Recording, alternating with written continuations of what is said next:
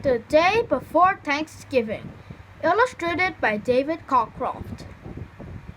The Hoppers awoke one late November morning, and the snow were falling outside. They jumped out of their beds and ran to the window. "Come downstairs, Hoppers," called Mother Hopper. "There's a letter here for you." The Hoppers dashed downstairs. "Let me read it," yelled Speedy Legs. "Let me read it," shouted Floppy Ears.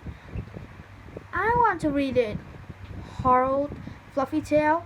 A letter," said Snubby Nose, and he jumped up and down.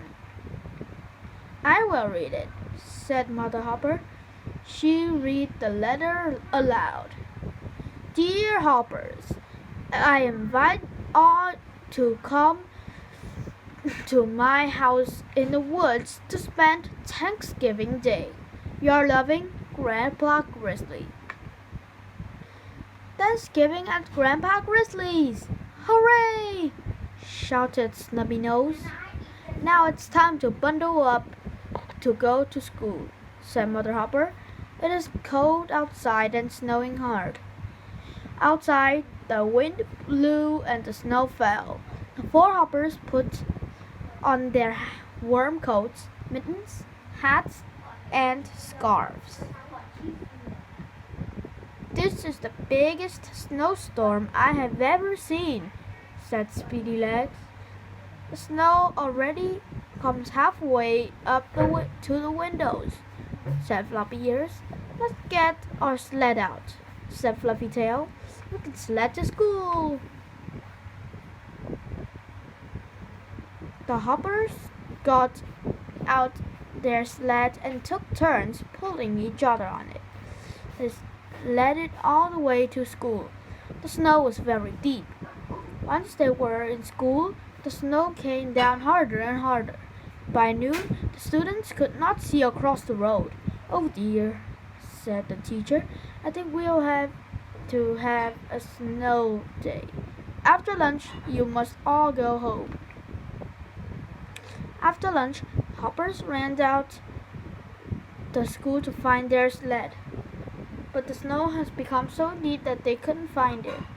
"Our sled is buried," cried Fluffy Tail. "We'll have to walk home," said Speedy Legs. The four Hoppers walked bravely through the snowstorm. At first, they played snow in the snow. They threw snowballs and snow angels. Snubby Nose tried to catch the falling snowflakes with his tongue, but the snow was so deep that they soon became very tired. Floppy Ears fell into a snowdrift, and the other Hoppers had to pull her out. Then Snubby Nose slipped and fell and hurt his chin. He cried a little bit, so Speedy Legs carried him. All the time, it grew colder and colder. "We're lost!" cried Fluffy Tail. "I think it's beginning to get dark," moaned Floppy Ears. "And the snow just keeps coming down," said Speedy Legs. "We'll miss Thanksgiving at Grandpa Grizzly's house," wailed Snubby Nose. It was very cold, and the Hoppers all stood in a circle, tried to keep warm. The wind blew, and the snow fell all around. Suddenly, they heard a large rumbling noise. They saw a bright light coming toward them. "What's that?" cried Fluffy Tail. "It's a train," said Floppy Ears. "It's a truck," yelled Speedy Legs. "We'll be run over," cried Snubby Nose. The light and the rumble stopped right in front of the Hoppers. "Bless my fur," called a voice behind the light. "Here are four Hoppers out in the blizzard." "It's Grandpa Grizzly in his big snowplow," said Snubby Nose. "We're saved." All four Hoppers leaped inside Grandpa Grizzly's snowplow. They sat up high while the plow pushed a path through the snowstorm. It carried them all the way back home. Go get Mother and Papa Hopper, Speedy Legs, said Grandpa Grizzly, and tell them to pack their overnight bags. We'll stay at my house tonight. We'll sit by the fire and have hot cocoa.